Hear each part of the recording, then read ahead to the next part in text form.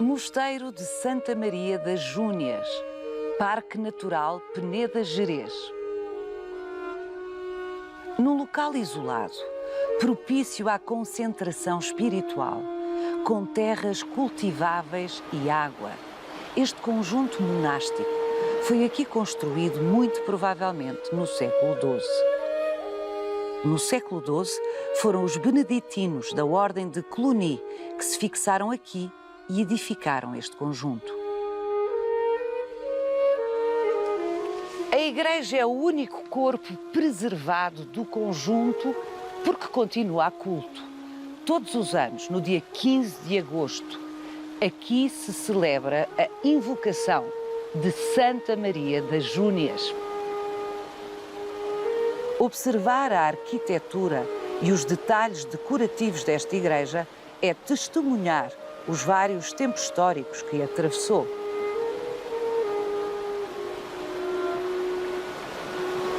Hoje que o mosteiro está desativado há quase 200 anos, são ainda os pastores locais as únicas visitas frequentes deste lugar.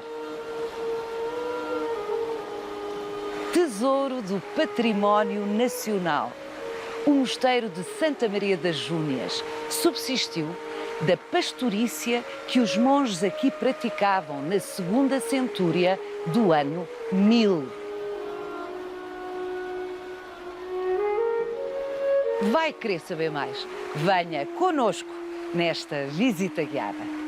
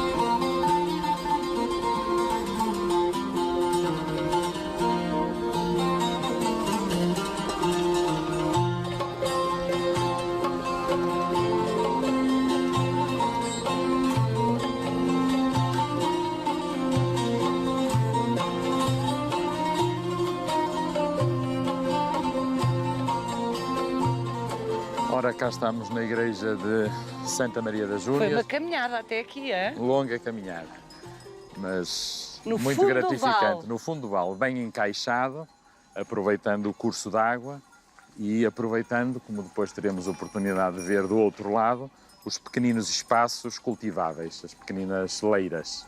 Portanto, isto reproduz, digamos assim, em miniatura, aquilo que é o modelo tradicional de implantação de uma estrutura monástica destes séculos recuados, da fase inicial de Portugal.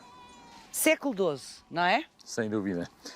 Eventualmente haveria qualquer passado aqui de vida monástica organizada. Há traços documentais que apontam nessa direção, mas são muito inseguros.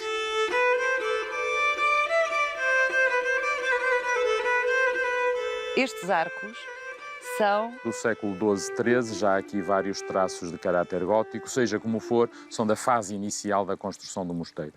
Todos estes edifícios tinham sempre um tempo muito longo de construção, começando evidentemente pela parte que é o coração e a razão de ser de qualquer comunidade monástica, isto é, o edifício da igreja, e o claustro, que é um complemento indispensável. O claustro aqui, enfim, apesar de estar... Portanto, seria por aqui o claustro. Exatamente. Portanto, ele agrega as várias partes, tem essa função de ser ponte entre a igreja, os edifícios de habitação, Portanto, aqui que à se volta distribuiriam à eram os volta, sem edifícios, dúvida por ali nenhuma. a cozinha. Sim, resta ainda a chaminé, mas de facto o que resta está profundamente alterado. O que sempre acontece com estes edifícios, enfim, entram em ruína e são reaproveitados. Há pedra que aqui foi retirada para vários lados e é muito provável que aqui tenham feito alguns arranjos para atividades Outras? Exemplo, outras, com o gado, nomeadamente, Exatamente. isto serviria de apoio. Portanto, está muito profundamente mexido. Mas a igreja está absolutamente preservada. Um absolutamente relativo. O edificado revelam fases sucessivas de intervenção dos monges na sua igreja, porque a igreja esteve sempre a culto, mesmo depois da extinção do mosteiro, em 1834, na sequência da vitória liberal no final da Guerra Civil e o famoso decreto que extinguia as ordens religiosas, e sendo este um mosteiro masculino, foi imediatamente encerrado e os bens foram nacionalizados. Mas o decreto previa também, o que foi a prática geral de norte a sul do país, que a maior parte das igrejas monásticas, que em muitos casos já cumpriam essas funções, fossem, tecnicamente assim se diz, reduzidas a simples igrejas paroquiais.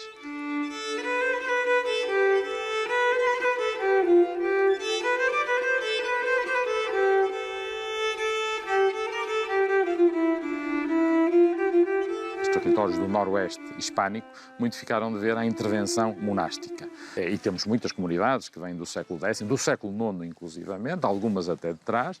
Não será muito o caso desta região, portanto seria verdadeiramente uma exceção se conseguíssemos comprovar que temos uma comunidade monástica neste território. Mas a verdade é que muito se deve a estas interpretações historiográficas aos textos produzidos nos finais do século XVI e durante o século XVII, aquilo que vulgarmente chamamos as grandes crónicas monásticas. Já houve uma grande preocupação de demonstrar a antiguidade dos membros que compunham. E há claramente uma dose muito considerável de invenção, que tem fundos muitas vezes verosímeis. É sobretudo o grande cronista do mosteiro galego de Oceira, de Santa Maria de Oceira, ao qual Santa Maria das Júnias muito cedo se associará, que o Frei Tomás de Peralta, que ao escrever a história da comunidade de Oceira, logo falará da forma como irradiou a sua influência, falará de Pitões e invocará esse passado que fala remontar ao século X. Mas há ainda uma outra circunstância, que ainda hoje se manifesta no caso de Pitões, da aldeia, de terem como patrono, o que é muito raro, a figura de Rosendo, de São Rosendo, do lado português São Rosendo de Santo Tirso, do lado galego São Rosendo de Celanova. Ora, isto são terras de São Rosendo. São Rosendo andou por aqui e São Rosendo é uma personagem do século X.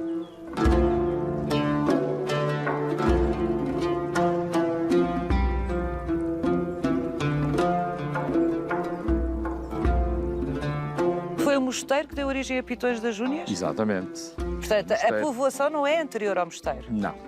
Eventualmente poderia haver qualquer coisa, mas é o mosteiro que vai ordenar. Luís Amaral, sugiro que vamos até ali junto do Ribeiro de Campezinho. Exatamente. Junto a uma das vertentes da Serra da Mourela. Tudo isto é adorável. É. Vamos até ali para nos contar como é que a vinda dos beneditinos para aqui mudou radicalmente a regra de vida. Sim, e o ordenamento, em última análise, a organização, como se costuma dizer, social do território.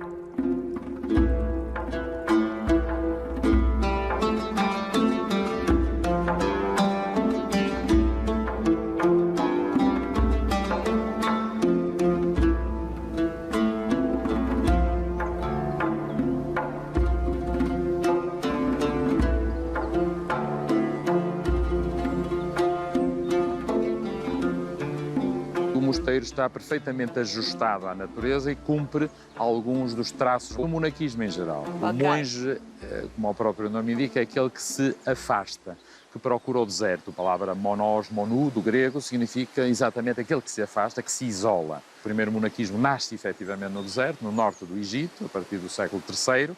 Aqui, evidentemente, não é um deserto de areia, mas é um espaço inabitado. Estamos a 2 km de Pitões das Júnias, e Pitões a povoação provavelmente não existiria. Exatamente.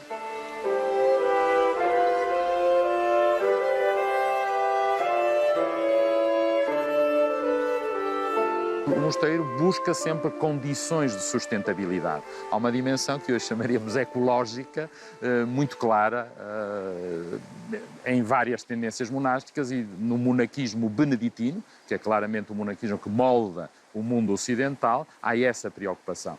Bento de Núrcia, no século VI, quando finalmente escreve a regra e da vida em comunidade.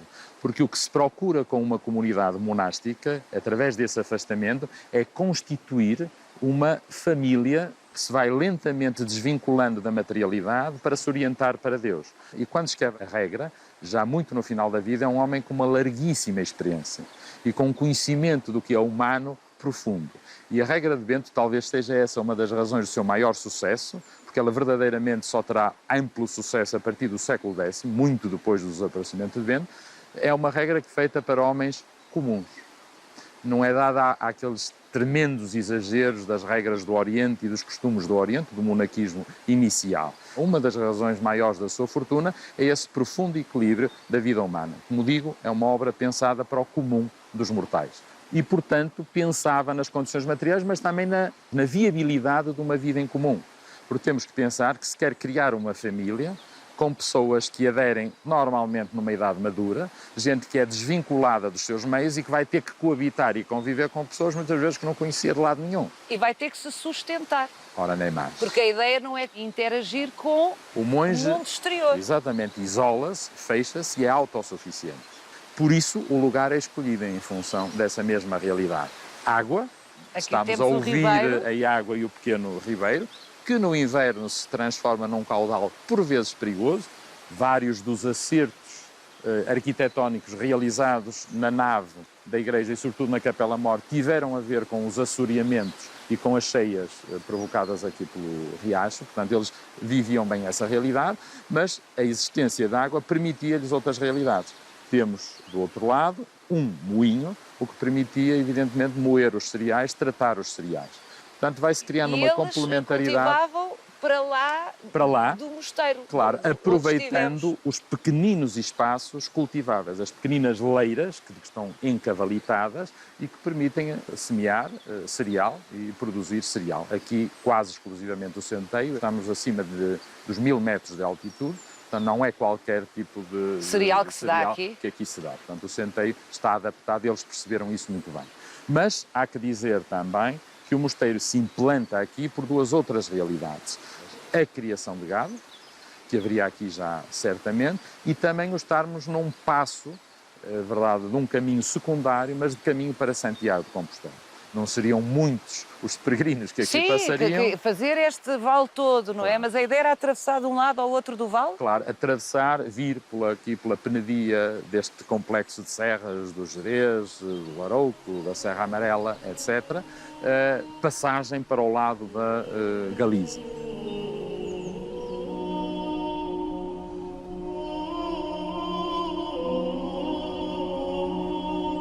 O caminho de peregrinação se fazia também muito sustentado na visita a santuários com alguma relevância, uma espécie de prelúdio àquilo que seria a chegada ao túmulo do apóstolo e a Compostela. E há aqui um conjunto de instalações monásticas muito significativa que permitiriam também... dar apoio, não é? Nem mais. Do ponto de vista espiritual, mas do ponto de vista material também.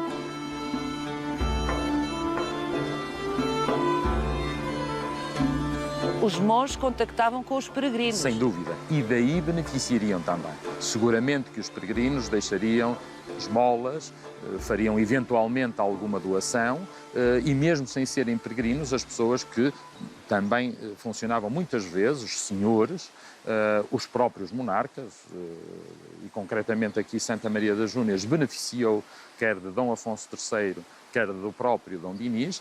Há documentação que comprova a sua ligação e a sua relação com as Júnias. No sentido de proteger? De proteger e beneficiar, simplesmente beneficiar. O Dom Dinis concederá ao Mosteiro de Santa Maria das Júnias uma carta de povoamento, portanto, criar-lhe condições legais que favoreceriam o assentamento de povoadores neste território. Lá está, se calhar é daí a origem da povoação. Sem dúvida. A implantação no território tem imediatas consequências sobre o território. De alguma forma é como se a regra da comunidade extravasasse os muros do mosteiro e auxiliasse o ordenamento do território. Estes séculos recuados que preludiam o aparecimento de Portugal, do Reino de Portugal, são períodos, genericamente toda a Idade Média, para sermos rigorosos, períodos de extraordinária carência. O essencial da população vive no limiar da sobrevivência. Portanto, há um sentido muito criterioso na, digamos, apropriação de bens, na utilização de recursos que são escassos, nomeadamente num espaço de montanha como é este. A implantação destas instituições monásticas são responsáveis pela fixação do povoamento e por uma racionalização do povoamento.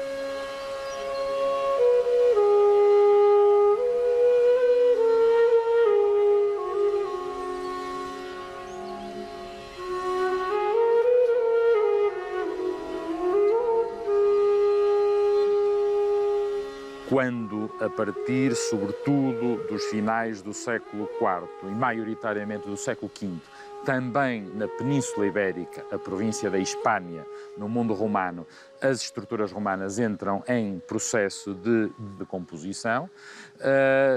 Entre esse período e a chegada do Islão, a partir dos inícios do século VIII, se vai verificar na Península um longuíssimo processo histórico que será marcado pela existência de duas realidades políticas que não são comparáveis na sua dimensão, mas que tiveram consequências no território. Concretamente no noroeste, ou seja, ocupando aquilo que é a atual Galiza e o norte de Portugal, praticamente até ao Vale do Mondego, houve a tentativa de erguer uma solução política que nós vulgarmente designamos pelo reino dos suevos, um dos povos dito, entre aspas, bárbaros, que chegará à Península Ibérica nos inícios do século V. E houve, sobretudo, após o desaparecimento dos suevos, a construção da grande monarquia goda, com a sede em Toledo. São realidades políticas que acabarão por não determinar o futuro, mas moldar muito do futuro da Península Ibérica. Ora, é essa realidade do mundo dos godos com que se cruzará a vinda do Islão para a Península Ibérica.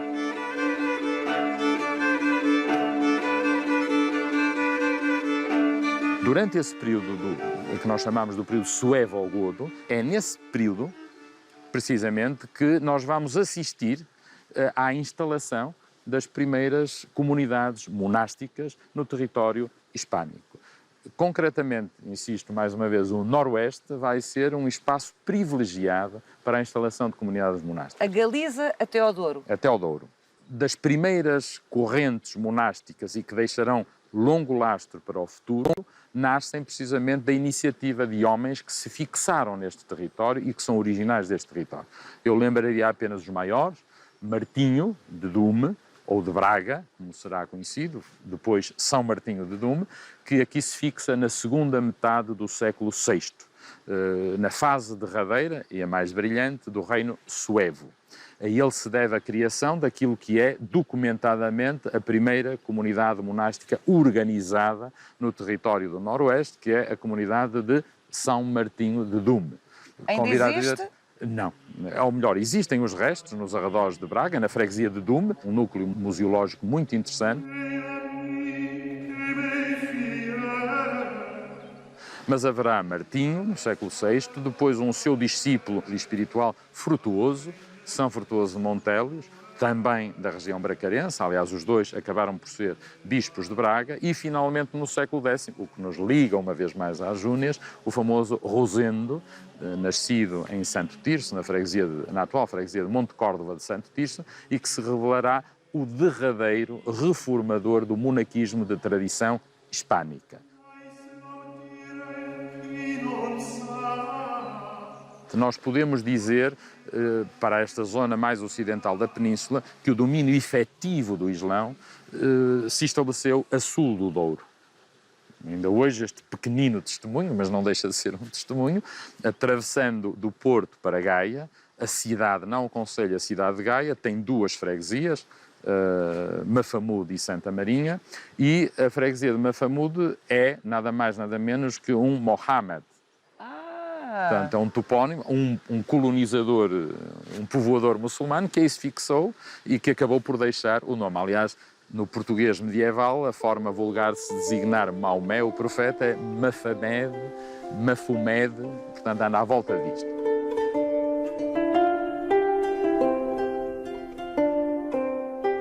Em sucessão ao movimento militar de ocupação, vem logo associado o movimento de fixação das populações e reordenamento.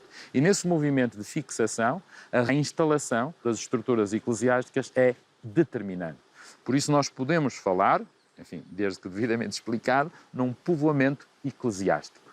Não porque os eclesiásticos estivessem a povoar por toda a parte, mas porque a sua fixação em determinados territórios significava polos de atração das pessoas. Luís Amaral, já vou ouvi-lo sobre o que é que aconteceu a partir do momento em que foi fundado o Reino de Portugal. Mas para já vou conversar com a Ana Maria, uma pastora, que é uma coisa pouco habitual, herdeira de uma prática visivelmente multissecular. Multissecular, se tomarmos o século IX, quase milenar. Quase.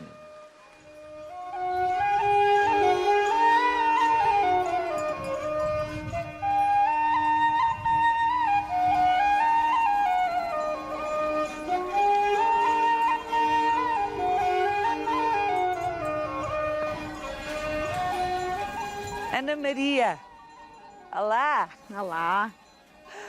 Bem, não pode estar num cenário mais idílico. Isto é lindo! É o paraíso. É um paraíso, não é? Não é nada habitual uma mulher pastora. Agora já começa a ver, não com as cabras, mas com as vacas. É diferente andar com as cabras ou com as vacas. Agora, por exemplo, de verão, as vacas ficam no monte. Logo não há pastor com elas, porque é só levá-las, deixam-nas e elas depois à noite vêm. E as cabras é um animal que uma pessoa tem que andar sempre com elas. Por causa dos lobos. Alguma vez se cruzou com o lobo? Quando era mais pequena, vi quando fui a uma altura com a minha mãe, cheguei a ver 3 lobos juntos. Depois nunca mais vi, mas vê-se os rastros deles, as fezes deles. Consegue perceber que estão próximos. Exatamente. Mas é uma valente, claro. Eu fui criada nisto, tive fora só 1 ano e meio, que foi em Chaves, não foi longe, não gostei e optei para vir para o meu cantinho, que é Pitões. Pitões, Exatamente. das Júnias. Quantas cabras tem? O rebanho 120, é seu? é só meu. Isso é que eu gosto de ouvir, Só Ana meu. Maria. 120? 120, mas ainda estamos a pensar aumentar o rebanho. Para criar os cabritos, para matar, não é? Para restaurantes e pessoas que nos encomendam para comer em casa. Costuma vir para este local, exato? No inverno, que é Sim. mais frio, por exemplo, há neve, os animais não comem a erva, não é? Porque Sim. a neve tapa. Logo vimos para aqui, porque tem giesta, tem o salgueiro e eles gostam muito de folha. E é muito mais abrigado. O que é que os seus pais, os seus avós contavam sobre este antigo mosteiro? Foi a minha avó que me contou que aqui há muitos anos que andavam por aqui os fidalgos, que eram pessoas ricas, e eles vinham para aqui à caça. E uma altura os cães depararam-se numa árvore, que é um carvalho, esgadunharam a árvore e o senhor olhou e foi ver o que era. E depois viu uma santa em cima do carvalho. Depois daí, o fidalgo e mais as pessoas religiosas resolveram construir então um mosteiro e dar o nome à santa, que puseram Santa Maria das Júnias. Mandaram construir o mosteiro no século IX e foi terminado no século XII. Depois as pessoas da aldeia de Pitões, da aldeia lá em cima, tinham que lhe pagar, não pagavam com dinheiro, não existia o dinheiro, pagavam com centeio, que era o grão, coisas que eles cultivavam, batatas. E depois o pessoal da aldeia revoltou-se, não é? Porque é que eles iam estar a pagar aqui aos frades? Não tinha lógica. Logo expulsaram-nos daqui, chegaram fogo ao mosteiro e eles...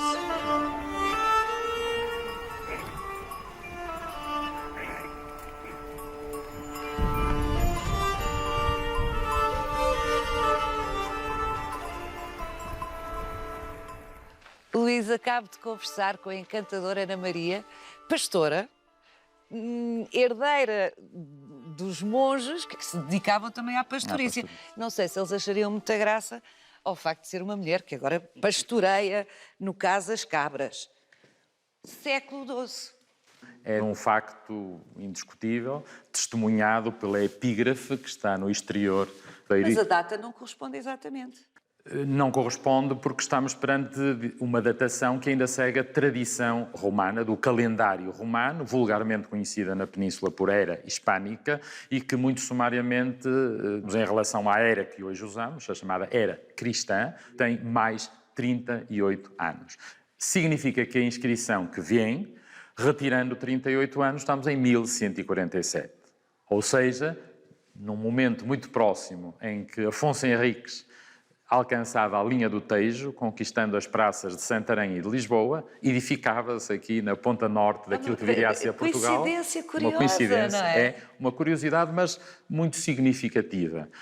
Nós, quando falamos do processo da formação de Portugal, naturalmente somos convocados pelo processo militar, pela grandiosidade do processo militar, aquele que ficou efetivamente mais registado nos textos. Mas a verdade é que a construção do reino passava também, de forma mais discreta, pelo assentamento das comunidades, a organização do território, enfim, uma terra que começa a ser verdadeiramente dominada e controlada pelas pessoas que aqui habitam e que irão constituir Portugal.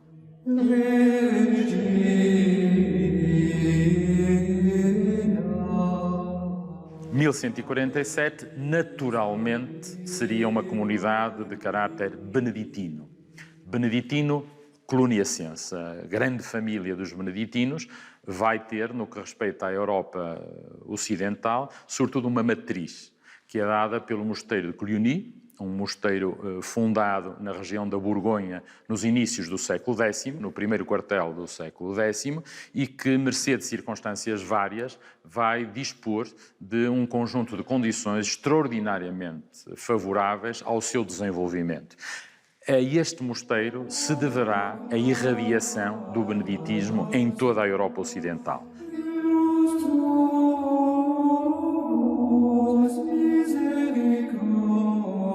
O modelo beneditino passa a ser o modelo por excelência da vida monástica. O que significa que, chegando à Península, vai ter que enfrentar as tradições monásticas peninsulares. Com uma rapidez espantosa, as tradições monásticas peninsulares, tão fortes ainda no século X, com personagens tão marcantes, como antes referia, Martinho, Frutuoso, Rosendo, vai-se praticamente eclipsar e sobreviverá apenas em algumas particularidades que lhe advêm dessa longa genealogia da tradição hispânica.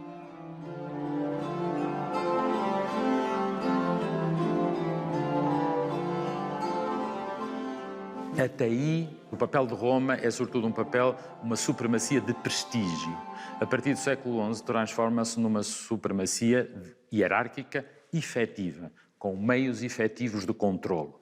Ora, esse processo de controlo passa pela criação, simplificando, de instrumentos comuns e linguagens comuns. E uma das linguagens fundamentais é a linguagem litúrgica, a forma como se celebra. E, ao longo dos séculos, qualquer poder sempre uniformiza para melhor controlar. Ora, aquilo que vai ser adotado é o chamado rito romano, que se vai sobrepor aos ritos locais, nomeadamente ao rito hispânico, e que tem diferenças, dou apenas um exemplo, na distribuição das festas ao longo do ano, chamado santoral. E no o calendário, não é? O calendário, tão simples quanto isso. Calendário religioso. Há datas que se vão alterar. Por exemplo, a celebração do São João Batista, que nós ainda hoje celebramos, o 24 de junho, é uma festa imposta por Roma.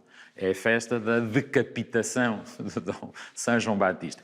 Tradicionalmente, a celebração de São João pelo calendário hispânico se fazia em março, celebrando. E, portanto, se percebe que a reforma é extraordinariamente violenta, não no sentido físico, porque vem alterar tradições culturais profundamente enraizadas, precisamente para criar essas linguagens comuns. Ora, dentro dessa linguagem comum, e para sustentar a nova liturgia, vamos ter uma reconfiguração extraordinariamente inovadora do espaço onde se celebra a liturgia, precisamente este em que nós estamos. O românico, que é, enfim, exagerando um pouco, a primeira linguagem arquitetónica transversal a toda a Europa. Podemos mesmo dizer que a expansão da arquitetura românica é um sinal evidente do avanço da reforma litúrgica, porque a configuração arquitetónica deste espaço está pensada para sustentar a nova liturgia. A diferença maior consiste na definitiva abertura ao comum dos fiéis à assistência ao momento da consagração.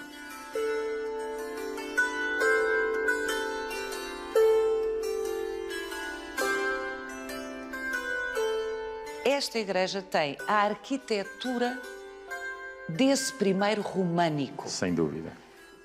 Estas decorações, como este tímpano, pertencem a essa fase. Pertencem a essa fase, bem como os frisos que nós vemos a ladear todas as paredes. É uma gramática decorativa muito simples, mas plenamente românica. E mais românica do ponto de vista geral e mais especificamente aquilo que os nossos historiadores de arte, e muito bem, chamam o românico de tradição bracarense. Pertencendo à Arquidiocese de Braga, estava longe da influência direta da Arquidiocese de Braga, mas sem dúvida nenhuma que aqui sopram esses ventos vindos de Braga e do grande centro irradiador, também do ponto de vista artístico, que é Braga. Mas a história deste mosteiro iria ainda mais ser marcada na centúria seguinte, no século XIII. Digamos, é o segundo arranque das Júnias, quando, pelo menos garantidamente a partir de 1248, os monges que aqui vivem solicitam autorização a Braga e ao arcebispo de Braga para começarem a viver de acordo com os costumes de Cister. Continuam a ser beneditinos, mas vão adotar a nova reforma, que então se expandia por toda a Europa, a chamada reforma cisterciense.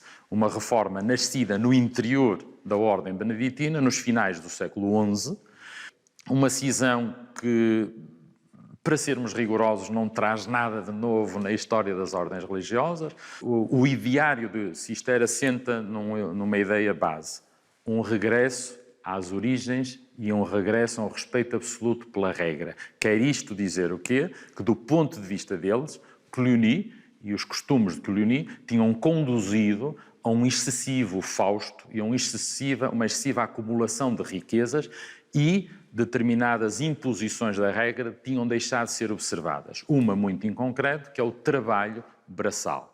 A regra de São Bento distribui e equilibra o dia do monge em 3 blocos, mais ou menos, enfim, na nossa medição do tempo, de 8 horas cada um. 8 horas de oração, 8 horas de trabalho, 8 horas de descanso. Não consecutivas, mas mais ou menos é esta a distribuição. Mas o trabalho a que se refere Bento de Núrcia é o trabalho braçal. Não há dúvidas quanto a isso. Uma das grandes transformações que ocorre, já antes de Cluny, mas sobretudo com Cluny, é ir valorizando outro tipo de trabalhos, nomeadamente o trabalho intelectual, que se traduzia de várias maneiras, mas nomeadamente, por exemplo, na cópia de manuscritos. Exatamente. Na relevância que é dada ao scriptória, à livraria, aos ao copistas, arquivo. Ora, nem mais. Quando se diz livraria, é biblioteca, É biblioteca, nos termos exatamente. contemporâneos. O que significou que os monges se foram afastando bastante do trabalho nas suas terras e confiando a terceiros, a servos de variadíssima ordem, a criadagem de variadíssima ordem, esse trabalho. E foram, de facto, acumulando riqueza. Então, Cister vem impor uma nova disciplina. A ideia basilar do fundador, do Roberto de Molesme, e nomeadamente Bernardo Claraval, é um regresso a uma interpretação literal da regra. Não é? E, portanto, eles querem recentrar-se na regra e, por isso, vão revalorizar, entre muitas outras coisas, o trabalho braçal. O monge tem que trabalhar e o trabalho, tal como entendia, muitos séculos antes, Bento de Núrcia. A verdade é que, ao contrário do que aconteceu no Entredouro e Minho português, onde a reforma de Cister não teve praticamente capacidade de penetração nenhuma, o mesmo não se pode dizer da vizinha Galiza. A norte do Douro é exceção. A norte do Douro e no Entredouro e Minho é terra por excelência dos beneditinos cluniacenses, ou então, como se diz, dos monges negros. Um pequenino apontamento, os cistercienses quiseram se diferenciar tanto que, enquanto os seus irmãos de Cluny se vestiam de preto, eles passaram a vestir-se de branco. Portanto, estão exatamente, são os Nos molhos brancos. antípodas, nos antípodas. Para não haver também aí Confusões. nenhuma confusão.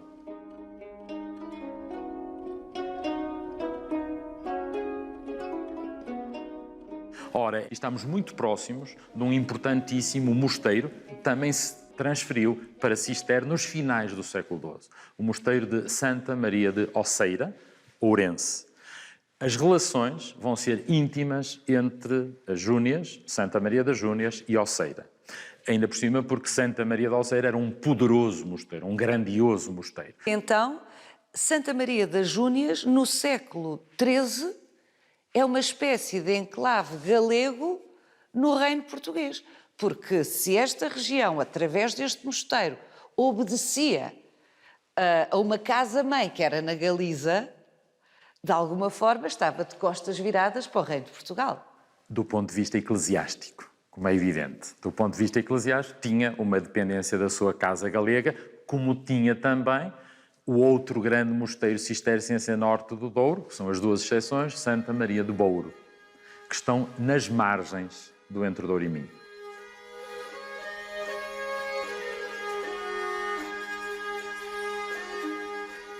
Luís Amaral, românico, mas cá temos o inevitável apontamento, e em lugar especial, como é evidente, do barroco.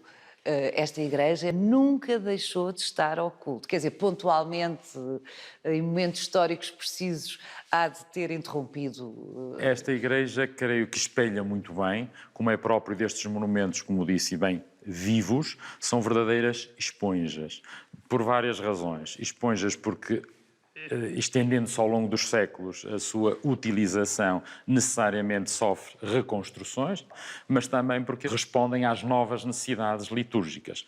Mais uma vez, um retábulo barroco e uma capela-mor que se tem que reconfigurar responde, tal como no século XI e XII, a novas solicitações litúrgicas.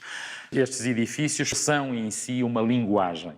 Nós hoje temos dificuldade em lê-los porque estamos desprovidos. Precisamos de tradutores. Os meus colegas de História da Arte talvez mais, mas de facto é uma linguagem e, como todas as linguagens, requer um conhecimento do vocabulário e da gramática que nós desconhecemos. Não é? Quando nos apercebemos dela, percebemos a lógica.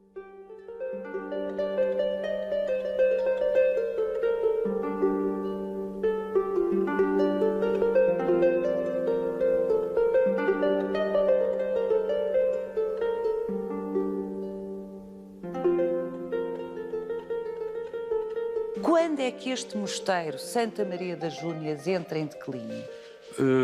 Tem vários declínios e vários renascimentos, se assim podemos dizer. O declínio primeiro é claramente nos finais da Idade Média, acompanhando, aliás, o que está a acontecer um pouco por toda a Europa e, no caso português, uma decadência, prelúdio da grande reforma na qual se fala na Europa desde os finais do século XIV, mas que apenas se vai acontecer no século XVI, muito precipitada pelo desafio do que virá a ser o protestantismo, e essa decadência traduziu-se de várias formas, mas também na efetiva diluição das comunidades, daquilo que se chamava o relaxamento dos costumes, isto é, o não cumprimento da regra, o despovoamento dos mosteiros, sobretudo destes mais frágeis, colocados em terras pobres e marginais. Estamos claramente nas margens da Arquidiocese de Braga e, sobretudo, numa fronteira que se vai consolidando, quebrando a tradicional articulação com o mundo galego, vai isolando o mosteiro. Quando, nos inícios do século XVI, mais propriamente em 1533, o então abade de Claraval, na França, vem em visita canónica e faz um relato de todos os mosteiros portugueses em que vem. Estamos em 1533 e está abandonado e em ruína. E o abade deixa a sua recomendação, diríamos, previsível, isto é, de que se tem que investir na restauração do mosteiro. Haverá um renascimento que se prolongará até 1834. Portanto, quando se extinguem as ordens quando religiosas. definitivamente já não há apelo nem agravo com a extinção das ordens religiosas na sequência do final da Guerra Civil e da implantação definitiva do regime liberal em Portugal. É, aliás, uma das medidas de marca do início do liberalismo, a extinção das ordens religiosas.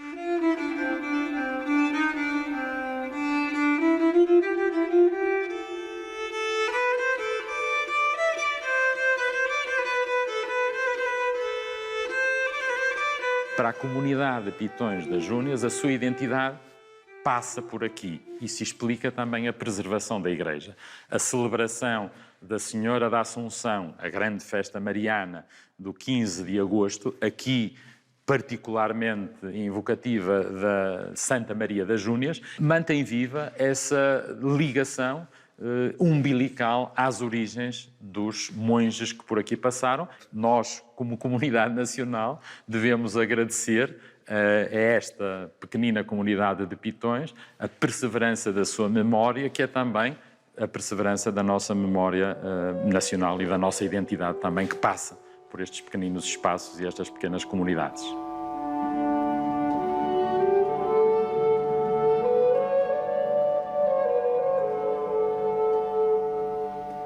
Siga-nos no Instagram, no Facebook e na nossa página, onde pode rever este e os outros Visita Guiada.